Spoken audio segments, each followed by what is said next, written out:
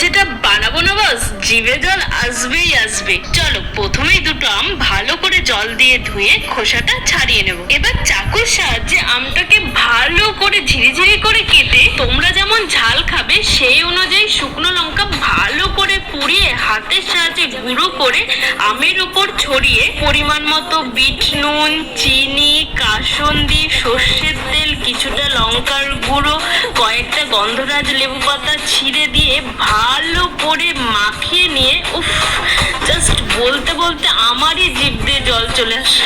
ছোটবেলায় আমের সময় সেই ঝড় থেমে যাওয়ার পরে সবাই মিলে দৌড়ে গিয়ে যখন গাছের নিচ থেকে আম টুকরিয়ে এনে গোল হয়ে বসে একসাথে আম মাখা খেতাম, সেই মজাটাই কিন্তু ছিল আলাদা।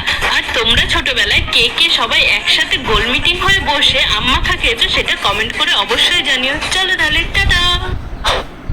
এনে গোল হয়ে বসে একসাথে আম মাখা খেতাম, সেই মজাটাই কিন্তু ছিল আলাদা। আর তোমরা ছোটবেলায় কে কে সবাই একসাথে গোল মিটিং হয়ে বসে আম মাখা খেয়েছো সেটা কমেন্ট করে অবশ্যই বলতে আমারই জিভ দিয়ে জল চলে আসে। ছোটবেলায় আমের সময় সেই ঝড় থেমে যাওয়ার পরে সবাই মিলে দৌড়ে গিয়ে যখন গাছের নিচ থেকে আম টুকরিয়ে এনে গোল হয়ে বসে একসাথে আম মাখা খেতাম, সেই মজাটাই কিন্তু ছিল আলাদা।